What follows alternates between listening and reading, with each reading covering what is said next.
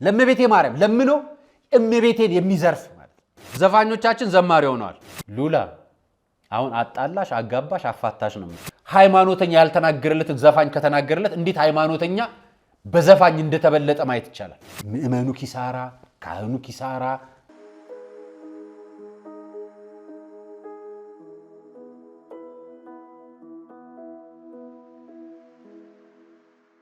ከዘፈን ወደ መተት ያለንበት ሁኔታ በጣም ነው የሚያስቀው። ሰላም ጤና ይስጥልኝ ውድ የቃል ቀርን ሚዲያ ቤተሰቦቻችን እንደምን አላችሁ? በያላችሁበት ሰዓት አቆጣጠር እንዳላችሁበት ሁኔታ ሰላማችሁ ብዝት ይበል ማለት ፈልጋለሁ። ወንድም እህቶቼ፣ ታላቅ ታናሾቼ እንደየእድሜያችሁና እንደየክብራችሁ መጠን ሰላማችሁ ይብዛ። ታመው የተኙ በሆስፒታል ያሉ በጸበል ስፍራ የሚገኙ በመከራ ውስጥ የሚገኙ ወገኖቻችን እግዚአብሔር ያስብልን። ዛሬ ቅዱስ ሚካኤል ነው። እመቤታችን በመልጃዋ ቅዱስ ሚካኤል በተራዳይነቱ ከክፉ ነገር በሙሉ ይከልሉን ይሰውሩን፣ ከፈጣሪ ያማልዱን። ሁላችንም በያለንበት የቅዱስ ሚካኤል ወዳጆች እንኳን አደረሳችሁ፣ እንኳን አደረሰን። የዛሬው መረጃዎቼ ከዘፈን ወደ መተት ነው ደግሞ የምንሄደው፣ እሱን እናያይዝላችኋል። ሌላኛው ደግሞ በኢቢኤስ ያስደነገጠኝን መረጃ አቀርብላችኋለሁ። አያይዤ ደግሞ ከዘፈን ወደ መተት ያሰኘኝን የማን ያዘዋልን መረጃ አቀርብላችኋለሁ። አያይዤ በቤተ ክርስቲያን በኩል ያለው አደባባይ የሚፈጸመው ዘረፋን አሳያቸዋለሁ። ሙዚቀኞቻችን ዘማሪ ሆነዋል፣ እናየዋለን። ቤተክርስቲያናችን ከአብይ ጾም ከውዳዴ ጾም በኋላ ምዕመኗ ተሰደዋል። ምዕመኖች መሰደዳቸውን የነገሩን አባ ጸጋ አዛብ ናቸው።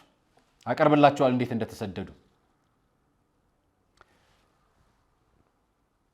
ወሲብ ግንኙነት ሲፈጽሙ የተያዙት ፓስተሮችን አመጣላችኋል፣ ማን እንደያዛቸው እንዴት እንደተያዙም ጭምር። ከዛ በፊት ግን ለሁላችሁም ይሆን ዘንድ ከአብይ ጾም ውስጥ ጀምረናቸው የነበረውን ፕሮጀክቶች 50%ን አከናውነናል። ለአብይ ጾም የጀመርናቸው አንድ ህንፃ ስላሴ መስራት፣ ሁለተኛ ህንፃ ቤተክርስቲያን ላይ ደጀ ሰላሟ ላይ መድረስ፣ ሁለቱን ስራዎች ሰርተናል። ለጊዜው አንደኛው ደቡብ ጎንደር ጠጠራ አሮጌ ፊል መድኃኔዓለም ቤተክርስቲያን ሙሉ የንዋያተ ቅድሳት አስገብተናል። እሱን መረጃ እናቀርብላችኋለን። ምን እንደምትመስል ቤተክርስቲያኗ በአካል ሄደን አይተናል። የቃል ቀርን ክሮዎች በሙሉ ሄደን አይተናል። ሌላኛው ደግሞ እዚሁ አዲስ አበባ ውስጥ ከመኖሪያ ቤቱ ተፈናቅሎ ባለቤት ወልዳበት ክርስትና ስጋው ደግሞ የሚቀበል ክርስቲያን የሆነ ልጅ ወደ ጎዳና ወጥቶ በቻለው አቅም ኑሮውን ለመግፋት አሳምቡሳ ፓስቲ ለመሸጥ እየሞከረ ኑሮውን ለመግፋት እየሞከረ የነበረ ወንድምና ከቤት ተባረ የነበረ ልጅን መልሶ ማቋቋም ነበር። እሱንም ማሳክተናል። እግዚአብሔር ይስጣችሁ ሁላችሁም ላደረጋችሁልን። ከነዝርዝሩ ከነመረጃው እናቀርብላችሁ ሁለቱንም በየተራ ጊዜ መሃል ላይ አጀንዳዎች ስለሚይዙ። ሌላኛው አጀንዳ ተፈጽሞ ያልተሳካው አንደኛው አጀንዳ ነገር ግን ጉዳዩን ከነገ በኋላ የምንጀምረው የአቴንስ ኪዳነ ምሕረት ቤተክርስቲያን ጉዳይ ነው። ግሪክ ጳጳሱ ተባረዋል። ያባረሯቸው ምዕመኖች ናቸው።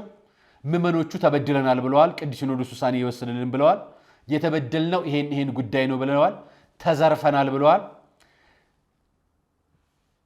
ቅዱስ ሲኖዶስ ክህነታቸውን ያነሱት አባት ለ8 ዓመታት የተነሱት አባት በመሃል ቅዳሴ ሲቀድሱ ሲያስቀድሱ የክህነት ስራ ሲፈጽሙት ነበረ። በዚህ ሁኔታ ላይ ያለ ቅዱስ ሲኖዶስ ይሄንን ሳይመለከት መልሶ ደግሞ ክህነታቸውን መልሷል። ጉዳይ ይፈታል ብሎ እስካሁን ጉዳይ አልተፈታም። እስከ ዛሬው ዕለት ድረስ በር የሚቆለፍባቸው ኦርቶዶክሳውያን አሉ፣ በር ቆላፊዎች አሉ፣ የሚደበደቡ አሉ፣ ደብዳቤዎች አሉ፣ ፊሽካ የሚነፉ አሉ፣ ፊሽካ የተነፋባቸው አሉ፣ ካህናት የሚሳደቡ አሉ፣ ካህናት የሚሰድቡ አሉ፣ ጳጳስ የሚሰድቡ አሉ፣ ከጳጳስ ጎን የሚቆሙ አሉ። ሁሉንም አሁን የአንዱ ድምፅ ተሰምቶ የአንዱ ድምፅ የሚቀርበት አይደለም። ቅዱስ ሲኖዶስ አጀንዳው በግንቦት ሲኖዶስ ያቀርበዋል። አንደኛው ይሄኛው አጀንዳ ነው። ሁለተኛው አጀንዳ በዚህ ጉዳይ ላይ መፍትሄ እንዲሰጥ ነው የምንወስነው። ማለት ሐሳቦችን ለቅዱስ ሲኖዶስ አባላት የምናቀርበው ለዛ እናቀርባለን። ሌላኛው ማቀርብላችሁ ደግሞ የላይ ሚልክ እግዚአብሔር ሀብ ሰሜን ሸዋ ላይ የሚገኘው ቅቤ በእምነት ስም የሚሸጥበት ቀኖናና ዶግማ የተጣሰበት ቤተክርስቲያን ስሟን ስውሯ ማርያም ብለው የያዟት ቤተክርስቲያን ጉዳይ ቅዱስ ሲኖዶስ ገብቷል። እሱንም እንጠብቃለን ውሳኔ። ከመሸጋገሪያ በኋላ የዛሬው ፕሮግራሞችን አቀርብላችኋለሁ። ቀጣይ እነዚህ ሁለቱም ፕሮግራሞች በቀጣይ ሂደት ሲኖዶስ ጉባኤ እስኪቀርብ ድረስ የምናቀርበው ይሆናል። ሀገራችን በሁለት አጣብቂኝ ሶስት አጣብቂኝ ውስጥ ነው ያለችው አይደል? አንደኛው ሲኖዶስ፣ አንደኛው ምርጫ፣ አንደኛው ቴዲ አፍሮ። ከቴዲ አፍሮ ጀምርላችኋል ከመሸጋገሪያ በኋላ እንገናኝ።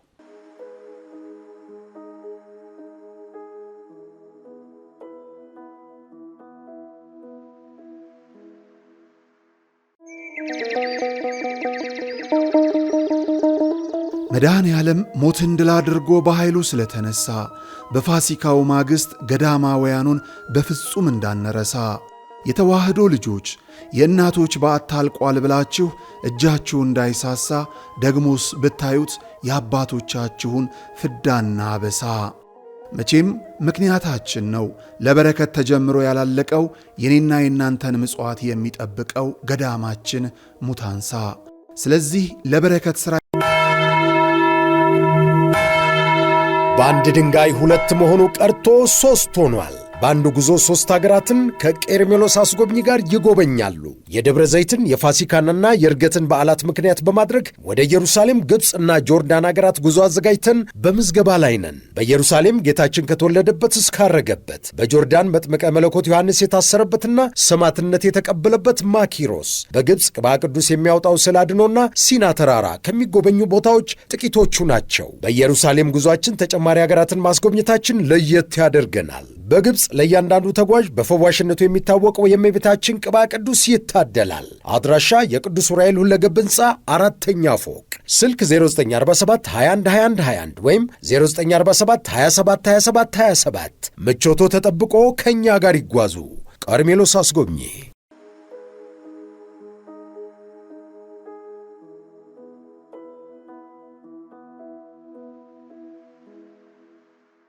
የቴዲ አፍሮ ጉዳይ ብዙ አወዛጋቢ ነገር አመጣል። ፖለቲከኞች አጀንዳ አድርገው ምላሽ እየሰጡ ነው። ሃይማኖተኞች ምላሽ እየሰጡ ነው። ከቄስ እስከ ፓስተር ከሼክ እስከ ምዕመን ነው ምላሽ እየሰጡ ያሉ። ቴዲ አፍሮ መጽሐፍ ቅዱስ ያስጣላቸው ቁርአን ያስጣላቸው የሃይማኖት ሰባኪዎች ናቸው ያሉት። አሁን ያዩት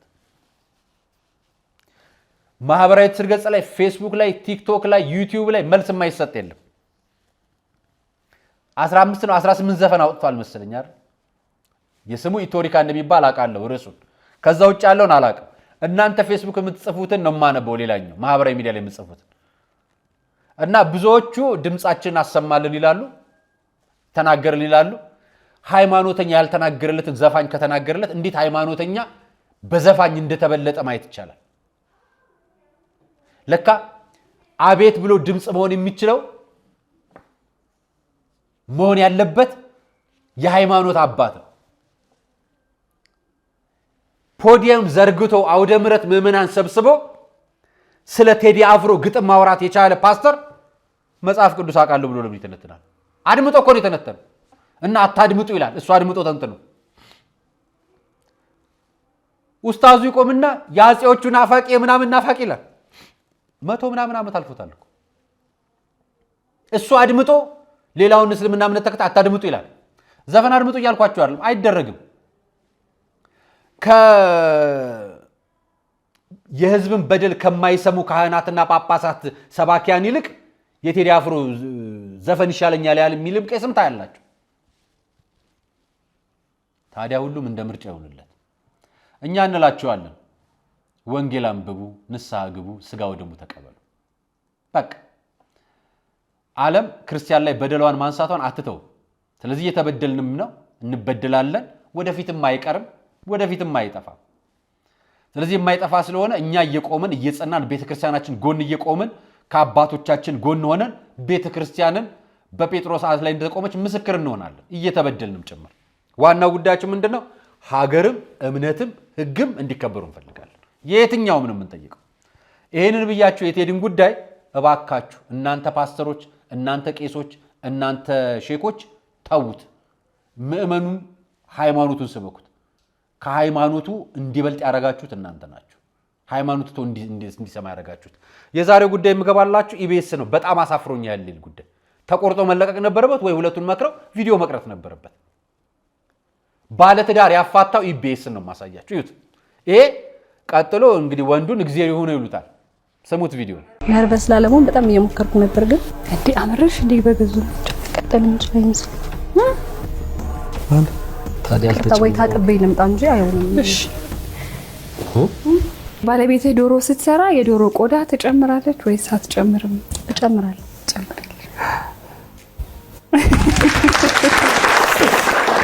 ኮንሺየንስ ሳይሆን ቀርቶ ይሁን ሳይበላ ቀርቶ ይሁን ወይኔ በልቼው ይሁን እስካሁን አልተገለጸልኝም እና በጣም ነው የደበረኝ እና ለማወቅ ራሱ እንደሚጨመር አይ ተጨምሮ ድስት ውስጥ እስከ ዛሬ በልተህ እንደማታውቅ አይነት ሪያክት ማድረግ ራሱ የሌለም ነበር።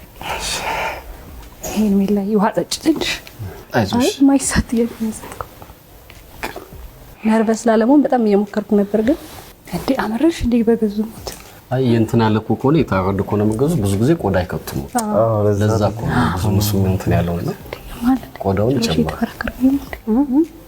ይቅርታ በጣም ኧረ ችግር የለውም። 5 ነጥብ ያለው ባይዘው እንዳታስቢ ጥያቄው ተረጋጋ በቃ ቀጥልን እንችላለን ይመስለኛል። በነገራችን ላይ እኛም ብዙ ጊዜ አሁን በአሁኑ ዶሮ በጣም ውድ ስለሆነ ለምን በዛው አልጥለዋለን ብለን እንደከተት ነው ድምጹን ሁሉ ከተው ደስ ይለኝ ነበር ላይክ እንትን ነው ዞሮ ስለተወደደ እንደዛ ስለምናደርገው እኮ በአሁኑ በዓል ግን ገብቶ ነበር ቆዳ ቤተሰብ ጋር ነው ያሳለፈው። አልሰራንም ዶሮ በአሁኑ በዓል ጭራሽ ታዲያ ወይ ታጥቤ ልምጣ እንጂ አይሆንም። እሺ አሁን ይሄ ምን ለማስተማር ነው ለኛ? እንግዲህ ኢቢኤስን በጣም ብዙ ወጣቶች ህፃናቶች ያዩታል። ምንድነው የሚጠቅመው? ይሄ ልጁን እግዚአብሔር ይርዳህ ነው ያሉት በሙሉ። የሴት ነገረኝነት ሰበብ ምን ያህል እንደሆነ ከስር ምክንያት ፈልጎ ማሳያ ነው ጉዳዩ እንጂ የቴሌቪዥን ፕሮግራም ላይ ቀርቦ አንድ ሰው ይሳሳታል፣ ሴትም ትሳሳታለች። በነገራችን አያችሁ አንዳንድ ተገቢ ያልሆኑ ፕሮግራሞች የኢትዮጵያን ባህል፣ የኢትዮጵያን ሴት፣ የኢትዮጵያን ወግ አይጠብቁም። ብዙ ጊዜ እዚህ ፕሮግራም ላይ የሚቀርቡ ነገሮችን አሳይቻቸዋለሁ። ሉላ አሁን አጣላሽ፣ አጋባሽ፣ አፋታሽ ነው የምንለው። እነዚህ ልጆች እኮ ቤታቸው ያለውን ጉድ አታውቁም። ከዛ በኋላ እግዚአብሔር ይርዳ ወንድማችን። ከዘፈን ወደ መተት ነው የምመጣላችሁ። መተት የሚያደርገው ከፈጣሪው ፈቃድ ውጭ የሆነውን ነገር ዓለማዊ ነገርን የሚጓጓና የሚመኝ ዓለማዊ ነገር መዝረፍና መስረቅ የሚሻ ሁሉም ነው። ዘፋኝ ያረጋል፣ ሀብታም ያረጋል፣ ታዋቂ ያረጋል፣ ሃይማኖተኛ ያረጋል፣ ያማኛ ያደርጋል። ምን ጠንቋይ ቤት ይሄዳል፣ ደብተራ ይባላል፣ ኢማም ይባላል፣ ምን ብዙ ፓስተር ይባላል። ሁላችሁም አላችሁበት። በነገራችን ሁላችሁ ይሄ ከመጽሐፍ ቅዱስ ውጪ ነው፣ ከቁርአን ውጪ ነው። እንግዲህ ሃይማኖት ስለሆኑ እነሱ ከነዚህ ውጪ ነው። በመጽሐፍ ቅዱስ የትኛውንም የድግምት የመተት ምናምን አሰራር አይፈቀድም በየትኛውም ቤት። ግን ቄስ ነኝ ብሎ መተት የሚያደርግም አለ፣ ፓስተርም ነኝ ብሎ መተትም የሚያደርግም አለ፣ ሼክ ነኝም ብሎ መተት የሚያደርግም አለ። ቁርአኑ ይሄን አያዝም፣ መጽሐፍ ቅዱስም ይሄን አያዝም፣ ይሄንንም አያስተምርም። እሺ ታዲያ ከማን ያዘዋል ጋር ምን አገናኘው ካላችሁኝ ሰሞኑን ማህበራዊ ሚዲያ ላይ እያወጣ እነዚህ መተት የተደረገባቸውን ሰዎች ሐሳብ እያካፈለ ጀመረ። መተት አልተደረገብኝም የሚል ሰው ማግኘት በጣም ነው የሚከብዳችሁ። በጣም የሱን የዛሬውን ላሰማችሁ። ዕውቀት ይሰረቃል፣ መልክ ይሰረቃል፣ እጅ ይሰረቃል፣ ፊት ይሰረቃል፣ ድምጽ ይሰረቃል፣ እድል ይሰረቃል፣ ገንዘብ ይሰረቃል፣ ሚስት ይሰረቃለች፣ ባል ይሰረቃል፣ ልጅ ይወሰዳል። ማህፀን ውስጥ ነው ልጅ ይወሰዳል፣ ይሰረቃል፣ እድሉ ይወሰዳል። ይሄ ሁሉ በክፉ መናፍስት የሚሰራ ነው። የእግዚአብሔር ፈቃድ አይደለም፣ በክፉ መናፍስት። ላሰማችሁ እሱ የዚህ የመተት ጉዳይ ከአቅሜ በላይ የሆነ ነው። ብዙ ሰዎች ታሪካቸውን እየላኩ ነው። እዚህ ጋር ያለችዋን ልጅ ተመልከቱ። ይሄ ከአፏ የሚወጣው ነው። ይሄ ሆዷ እንዲነፋ ያደረጉት ነው። ይሄ ገዳም ለመሄድ ስትል ቤቷ የሚመጣው እስስት ነው። ይሄ የምትመለከቱት ነገር በሙሉ በሚያሳዝን ሁኔታ እየተሰራባት በምትወዳት እህቷና ለ10 ምናምን ዓመት ከልጅነቷ ጀምሮ በምታምናት ጓደኛዋ ነው። ይቺ ሴት ከገዳም ገዳም ስትዞር ለምንድነው ያልሰራላት? ለምንድነው? ገዳም ደርሳ መጣ ትነግራቸዋለች፣ ለእህቷ ትነግራለች፣ ለጓደኛዋ ትነግራለች። እንደዚህ ሆኜ የሚገርመው ነገር ፊቷ ጭምር እስኪወሰድ ድረስ የሷ ፊት ወዝ የሷ ፊት ውበት ያቺ ጓደኛዋ መተት ያሰራችባት መንታት እስኪመስሉ ድረስ ፊቷ ጭምር ተወስዷልና ለእህቷ ለጓደኛዋ ትነግራለች ሚስጥሯን በሙሉ። እነሱ ደግሞ ሄደው ያሰራሉ፣ ያስገደግዳሉ። ይቺ ልጅ ለሰከንድ እንኳ አልጠረጠረችም። እሷ እግዚአብሔርን ስለምትፈራ ከገዳም ገዳም ስለምትዞር ከቅዳሴ ከጸበሉ ቀርታ ስለማታቅ እግዚአብሔር ሰዎችን አፍቅሩ በሚለው ሕግ ሰዎችን ስለምታፈቅር እሷ እንደዚህ አይነት ቆሻሻ ነገር ሰዎች ላይ ስለማታደርግ እነሱ ማያደርጉ መስሏት ነበረ። ግን እነሱ ናቸው ያደረጉባት ማለት ነው። ነገር ግን እምነቷን ይዛ ጸንታ ስለሄደች እግዚአብሔር አምላክ ምን አስተርጎላታል? አስተርፏታል። መጀመሪያ ከነበረችበት ከፍታ እንዲህ ነበር የወደቀችው። በአፍጢሟ ነበር የገባችው። ከሀብቷ፣ ከስራዋ፣ ከትዳሯ፣ ከጤናዋ ቁልቁል ነበር የወደቀችው። ግን ሳታቋርጥ እስከ መጨረሻው መተቱ ሲመጣ ገዳም እየሄደች በተለይ እንዳለች እሱ ያለችኝ ነው የምላችሁ። ዘብር ለምሳሌ የሄዶ የተጠመቀ ሰው ቢታደስ አይሰራም። ክርስቶስ ሰምራ ቢታደስ አይሰራም። ሌሎችም ገዳማቶች አሉ። ኮሜንት አድርጉ። የትኛው ገዳም ቢኬድና ቢጠመቁ ነው ሰዎች ድጋሚ የማይሰራው ንገሯቸው። አይሰራም። በስተመጨረሻ ግን እሷ በእምነቷ ጸንታ ስትቀጥል እህቷ ከጠንቋይ ቤት መጥሪያ ይዛላት መጣች። በ3 ወር ውስጥ ትሞቻለች ብላ። ይቺ ሴት በጣም ጀግና ናት። አልሄድም ልሞት አለች። ተስዋት አልሞተችም። ቤተሰቦቿ አጎረፏት። እሷስ አልሄደችም። ያለችው እግዚአብሔር ጋር ነው። እና ይኸው ድኛለው። ማን ያዘዋል? ታሪኬን ለሰዎች ንገርና ይማሩበት ብላ ነው። ብዙ ዶክመንት ነው የላከችው፣ ብዙ ፎቶ ነው የላከችው፣ ብዙ ቪዲዮ ነው የላከችው። ተማሩ። አንዳንዶቻችሁ እናታችሁ ያሰራችባችሁ ሰዎች አላችሁ። አይገርማችሁ? ያሉኝ ነው እንግዲህ እኔ ፈጥሬ አይደለም። እናቴ ከኔ ወስዳ ለታላቅ ወንድሜ አድርጋ ታላቅ ወንድሜ ዘመድ አዝማዴ ጓደኛዬ በሉ። ሰው አይታመንም። የሚታመነው እግዚአብሔር ነው። እሺ፣ ሰው አይታመን። የሚታመነው እግዚአብሔር ብቻ ነው። ደግሞ መንፈሰ ጠንካራ ስላልሆናችሁ ነው እኮ እየተጫወተባችሁ የሚገኘው። የእናንተ መንፈስ ጠንካራ ስላልሆነ እኮ ነው የሚጫወትባችሁ። እሺ፣ መንፈሰ ጠንካራ ብትሆኑ የታባቱ ምን ያመጣል? አጋንንት ከይሲ ምን ያመጣል? መንፈሰ ጠንካራ ብትሆኑ ምንም አያመጣል። በጣም ጥሩ ሐሳቡን ያው ግማሹን ያካፈልኳችሁ፣ የራሱን ገብታችሁ ይዩት። ሌላውን የቀረውን ሐሳብ ዓለም እንዲህ መስቀልቅሏ የወጣው ለሰይጣን በተገዙ ሰዎች ምክንያት ነው። ለሰይጣን በሚያገለግሉ ሰዎች ምክንያት ነው። የሰይጣን የሚያገለግሉ ሰዎች ከራሳቸው ስራ ውጪ የሰው እድል፣ የሰው ስራ፣ የሰው መንገድ፣ የሰው ነገር ላይ እንቅፋትና አሜኬላ በመሆን ሰዎችን ያስታሉ። ይሄን የሚያረጉ ራሳቸውን ለአጋንንት አስገዝተው ሌላውን ደግሞ በአጋንንት ስር እንዲተዳደር እልፍ አእላፍ መተት መድኃኒት ምናምን የሚያረጉ ናቸው። ቄስም አለ፣ ቄስ ነን ተብዬ ማለት ነው። ፓስተርም አለ፣ ሼክም አለ። እነዚህ ውስጥ የዚህ አምናት እኛ ከዚህ ነፃ ነን የምትሉት የለም። እንደውም በቅርብ ጊዜ እኛ ንጹህ ነን ኦርቶዶክሳውያን ናቸው እንደዚህ የሚሉት ምናምን ለምትሉት ለእናንተ ልንገራችሁ።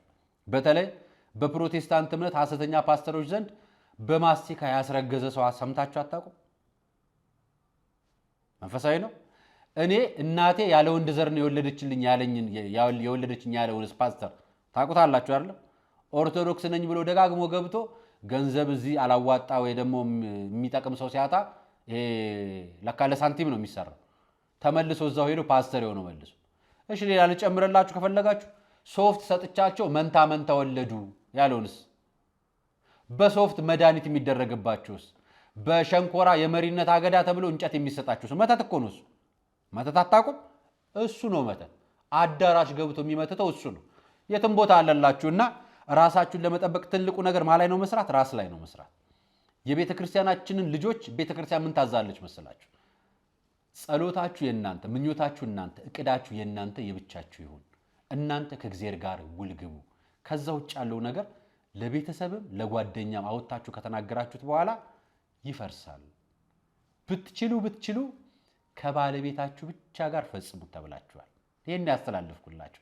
ከዛ ውጭ ስለሌለ መቼም ሚስትና ባል አንድ ላይ ሆነው እሷም ሌላ ቦታ ካልሄደች እሱም ሌላ ቦታ ካልሄደ ለጋራ ኑሮና ለሰማያዊ መንግስት ስለሚኖሩ ትራዲያን ይጠቅማል። እሱ ለነግራችሁ ፈልጌ ነው። የቤተ ክርስቲያን አደገኛውን ዝርፊያ ደግሞ በዚህ ቪዲዮ ላሳያችሁ። ዘራፊዎች አሉ አይደል ቤተ ክርስቲያን?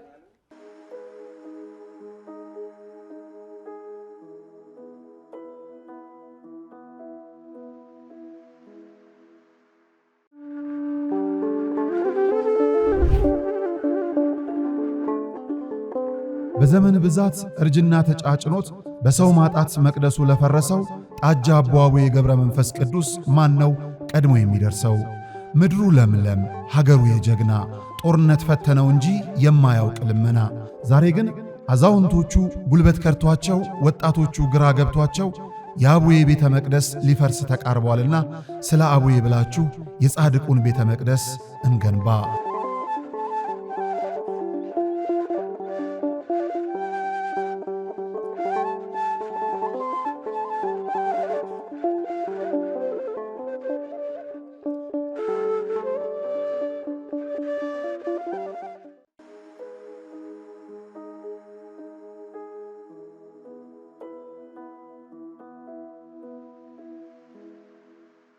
እና ምንድነው ያሉኝ 200 ሺህ ብር የሚወጣ ከሆነ 100 ሺህ ብሩ ወደኛ የሚገባ ከሆነ 100 ሺህ ብሩን እንሰጥዎታለን ሲሉኝ 50% ማለት ነው። ያው እንግዲህ ምን 50 ይሁን 10 ይሁን ማውቁ ጉድ የለም።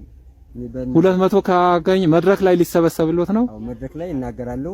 እሺ ሲገባ? አዎ እሱን ይዤ መድረክ ላይ እናገራለሁ። ከዚያ በኋላ ሲገባ 200 ወይም 400 ከገባ ግማሽ ለዚህ እኛ ግማሽ ለእናንተ ሲሉኝ እኔ እንደው ባይሰራ ስለዘላለም ለምን ጫካ ሆነ አትቀርም መብርሃን ከዚህ ሰዓት ጀምረሽ የራስሽን ሰው አስነስተሽ አሰራሽው አሰራ ካላሰራሹ ታዩ ብያት ወጣው። ግን ህሊናውት አልተቀበለም።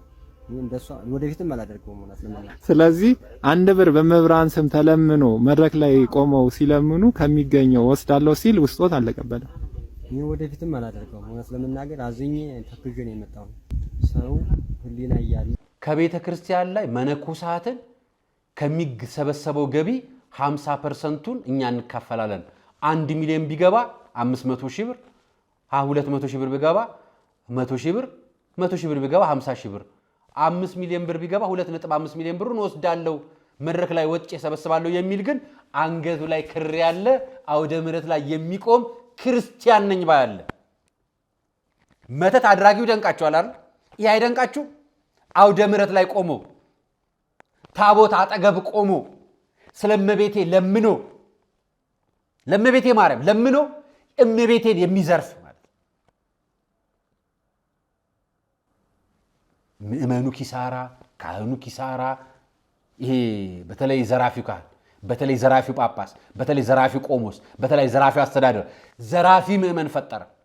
ሚዲያ ሲያገኝ በሚዲያ ላይ ሰብስቦ 50%ን ክፈሉኝ የሚል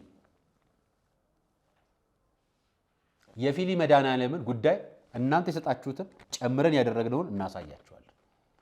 ቤተ ክርስቲያን ምእመን አይዘርፋት፣ ካህንም አይዘርፋት። ንጹህ ሆና ትቀመጣል። ዘራፊ አይቀርም፣ በየጊዜው ይመጣል። ግን መቆም አለበት። በቃ አሁን ሚዲያን አስታኮ መዝረፍ ይቆማል። በቃ እንላለን። ይሄን ልናሳያችሁ ነው። ዘፋኞቻችን ዘማሪ ሆነዋል። ይሄን ላሳያችሁ። የመጀመሪያው ታውቁታላችሁ። በኃጢአት ጎስቁዬ ወድቄ ልሃለሁ። ሐመል ማላባት ነች። እሺ ልቀጥልላችሁ።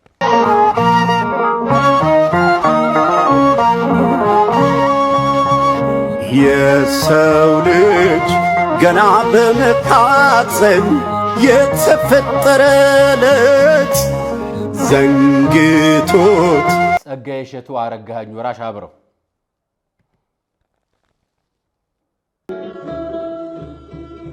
ምስጋናነው ስራዬ በዘመኔ በዕድሜ ለባለልኝ ለታ ምን ልበለው ጌታ።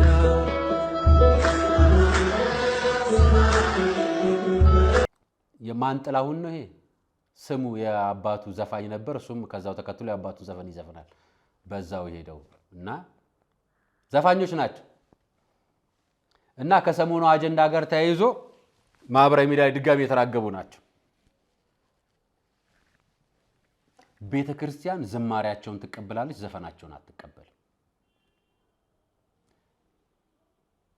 ዝማሬያቸው ዘፈን ይመስላል። እንኳን አይደለም የነሱን ቀርቶ ማለት ነው።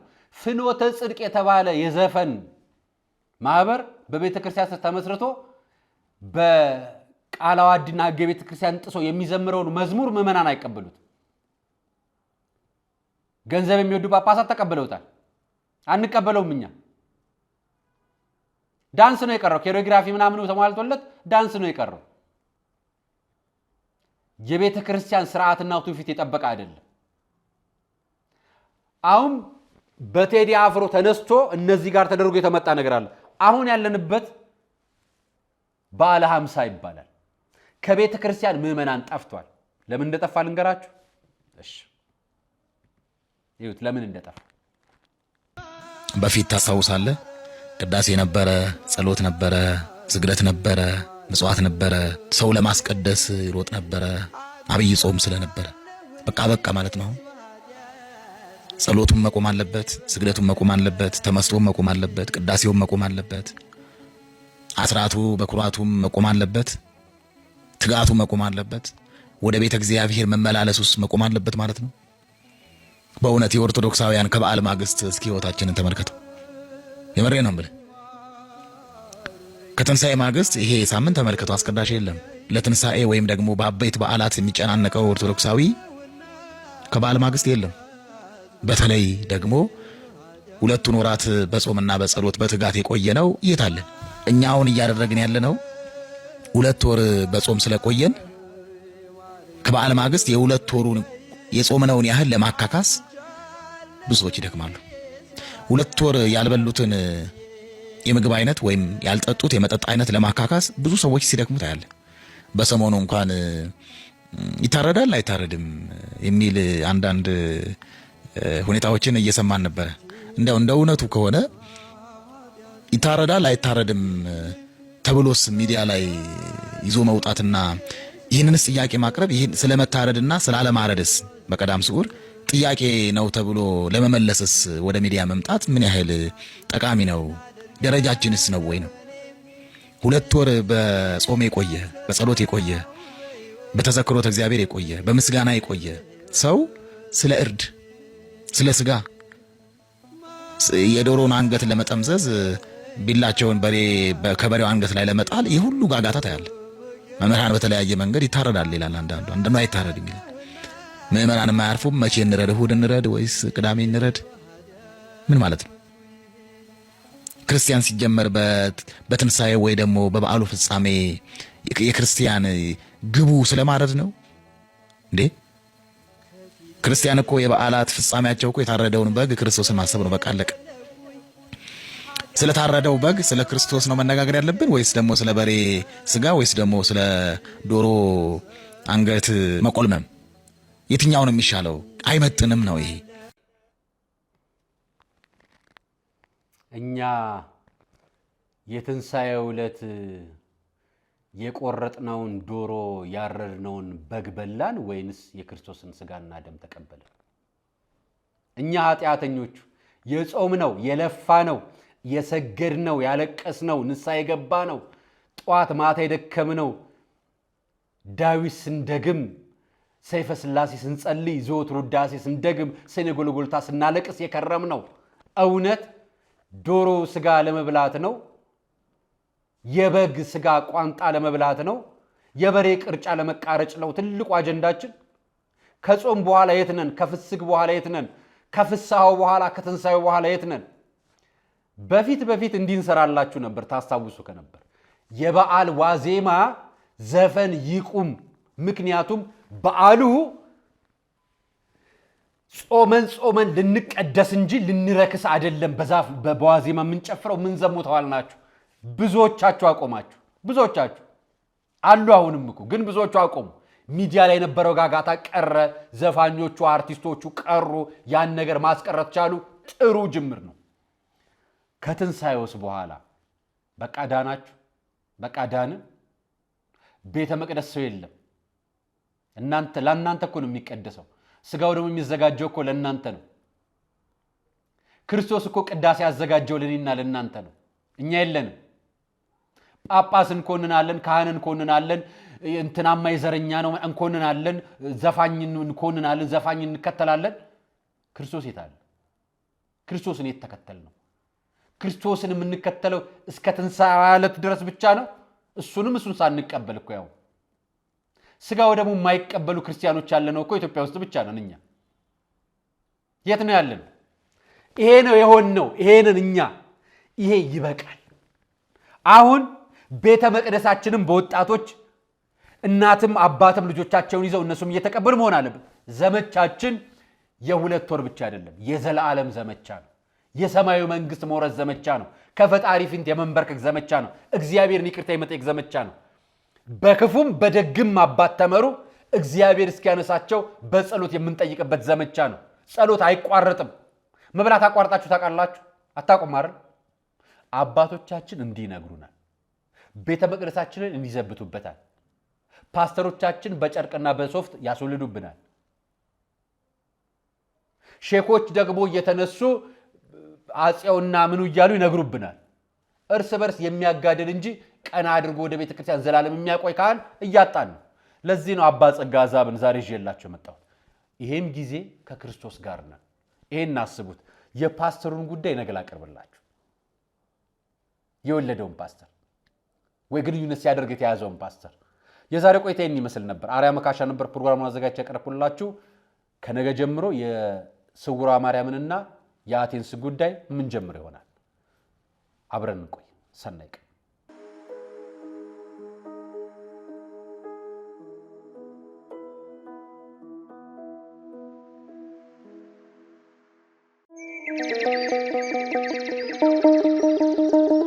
መድኃኔ ዓለም ሞትን ድል አድርጎ በኃይሉ ስለተነሳ በፋሲካው ማግስት ገዳማውያኑን በፍጹም እንዳንረሳ የተዋህዶ ልጆች የእናቶች በዓት ታልቋል ብላችሁ እጃችሁ እንዳይሳሳ ደግሞስ ብታዩት የአባቶቻችሁን ፍዳና አበሳ።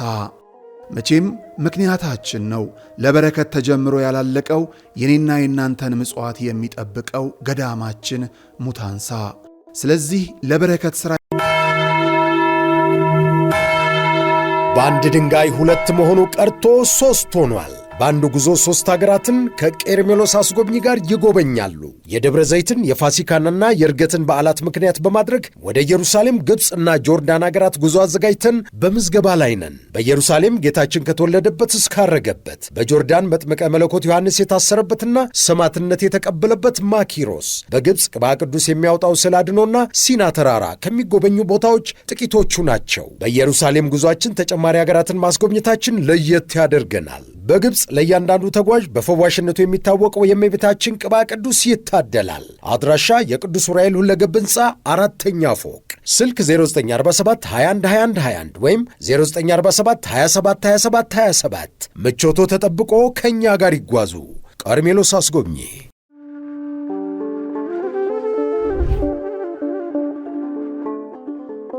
በዘመን ብዛት እርጅና ተጫጭኖት በሰው ማጣት መቅደሱ ለፈረሰው ጣጃ አቦአቡዬ የገብረ መንፈስ ቅዱስ ማን ነው ቀድሞ የሚደርሰው? ምድሩ ለምለም ሀገሩ የጀግና ጦርነት ፈተነው እንጂ የማያውቅ ልመና። ዛሬ ግን አዛውንቶቹ ጉልበት ከርቷቸው፣ ወጣቶቹ ግራ ገብቷቸው የአቡዬ ቤተ መቅደስ ሊፈርስ ተቃርቧልና ስለ አቡዬ ብላችሁ የጻድቁን ቤተ መቅደስ እንገንባ።